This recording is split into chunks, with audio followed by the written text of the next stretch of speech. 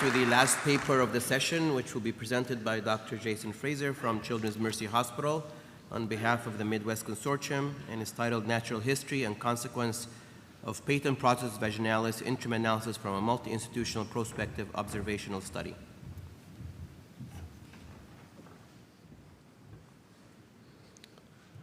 Oh, good morning. Thanks for allowing us to present our consortium's work here. The natural history of a patent processus vaginalis, or PPV, is relatively unknown, and this has led to kind of inconclusive management recommendations when a PPV is found at the time of another operation, or possibly even at the time of an inguinal hernia repair. So acknowledging that the timing of obliteration of the processus vaginalis is somewhat indistinct, we launched a multi-center study to follow patients up to 18 years who were diagnosed with a PPV incidentally at the time of another operation. The aim of this study was to determine the frequency and timing of appearance of an inguinal hernia as well as repair in this group of infants who had an incidentally diagnosed PPV. Here, we're reporting our initial 4 years of recruitment and available follow-up data. This is a prospective observational study of 8 centers in the Midwest Pediatric Surgery Consortium who were undergoing a laparoscopic pyloromyotomy, who also at that time had bilateral inguinal canals evaluated for the presence of a PPV. Patients who had a PPV were included in the study, and they were followed yearly, and they'll continue to be followed yearly up to 18 years of age. We initially began contacting these patients via phone, but then we added email as well as text communication per parental preference. We also, throughout the study, began to give parents refrigerator magnets so that they knew we would continue to be contacting them from their primary institution. Patients that did not have a PPV were excluded from analysis as well as inclusion in the study.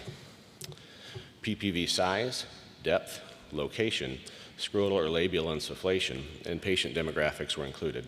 And as I mentioned, these patients were included or followed and contacted yearly. The depth and width of a PPV was estimated based on the size of a pyloric grasper. The metal portion of that's about 2 centimeters, and when it's opened, it's about 1.5 centimeters. So we use that to measure the PPV size. In total, there were 610 patients included, enrolled in the study. 84 of these were excluded for the reasons you can see here. This left 526 patients for analysis. Of those 526 patients, 283, or about 54%, were found to have a PPV. 35 of these patients had a PPV on the left, 132 had bilateral PPVs, and 116 had a PPV only on the right. Patients with a PPV were found to be significantly younger, weighed less, were more commonly male, and were born with a lower estimated gestational age than those who did not have a PPV found at laparoscopy. There were a total of 414 dimensional measurements of PPVs taken, and they're divided here in between right and left. Patients with a bilateral PPV are included on each respective side. You can see that most commonly the labial scrotum did not insufflate in patients during their laparoscopy. Furthermore, there was definite similarity between left and right with regards to depth and width or ability or inability to see the bottom of the PPV. Of these patients, there are 246 that were available for at least 1 year of follow-up. Of these 246, 208, or 85%, responded to at least one of our follow-up phone calls. Of those, there were 3 inguinal hernias seen. All of them were in the first year. There were no inguinal hernias seen in patients who had reached the 2, 3, or 4-year follow-up milestones. Stated differently, there were 3 inguinal hernias seen in 246 patients with a PPV for an inguinal hernia rate of 1.2%. And all of these patients had their inguinal hernia in 1 year. And actually, all the patients had an inguinal hernia in the first 120 days. Here you can see the PPV findings of the 3 patients who presented with an inguinal hernia. The first patient was a male who presented with bilateral PPVs and presented then with an incarcerated right inguinal hernia, and that necessitated an emergent bilateral inguinal hernia repair. And this was 49 days post his pyloromyotomy. The second patient was a male who had bilateral PPVs, but was actually found to have a right undescended testicle. And this patient underwent a right orchiopexy and inguinal hernia repair 120 days after the pyloromyotomy. Now, we acknowledge that the primary reason for operation on this patient was an orchiopexy, but the patient did still have an inguinal hernia repair at that time, and the patient was therefore included in our analysis because he had an inguinal hernia repair. The third patient was a male who had a right PPV and underwent a right inguinal hernia repair 51 days after his pyloromyotomy. So in conclusion, we have found that the incidence of PPV in this patient population is high. However, the need for inguinal hernia repair thus far has been low to date of 1.2%. And all of these actually happen within the first 120 days after their index operation. However, the need for long-term follow-up obviously is very important, and this will continue in these patients into adulthood. And this will really help us delineate the natural history of the PPV in this patient population. Thanks, and be happy to take any questions.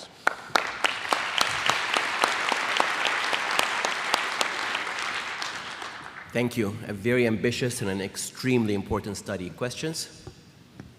Hi, Kathy Van Leeuwen from Phoenix. So, great study. I love it. I just love that you convince people to just turn the camera around, look at the groins. So none of the kids who insufflated, their groins insufflated, turned out to need a hernia repair? No, the three kids that had a hernia repair did not have, they were not insufflated at all. And there are some studies that show that predicts, but those are some older studies, several probably 20-year-old studies. I'm wondering that, you know, with this being the case in Emron and Corpus Christi, I'm wondering if this being the case with the patent processes, is there a likelihood that maybe we're over-treating neonatal hernias as well in the preemies? Is this possible to follow some of these patients as well and see, because we have seen some of these as they have other medical conditions, and then you go back and they don't clinically have a hernia anymore? Yeah, that's a very good question. I mean, right now, obviously, we're only 4 years into this study, and so the long-term data will begin to show what the long-term occurrence of hernias in these patients are. There's been some smaller studies for several years ago that show that inguinal hernias in this somewhat similar patient population can occur maybe up to 5 years afterwards. But yeah, there's definitely evidence that show that these PPVs do go away with time. Thank you. Maybe Dr. Zygmunt, you can give us... Okay, go ahead, and Andrew, and give us a question from the chat. And then yeah, from the internet Snapchatagram world, a couple of questions with common features. Were there, for the patients who did require hernia repair, were there any common features laparoscopically that were detected? The only common feature was that they had a PPV. The size, I have one more slide here just to include it. It was a little bit busy, so I didn't include it in the initial, but the size of the PPVs really weren't necessarily the same. The patient who had an incarcerated inguinal hernia actually had the small PPV, and the patient with the larger PPV was the one that had an undescended testicle. So that's the similarities, but again, we're too small in number to do any significant comparative analysis of these three patients. Okay, we have 1 minute for the last question.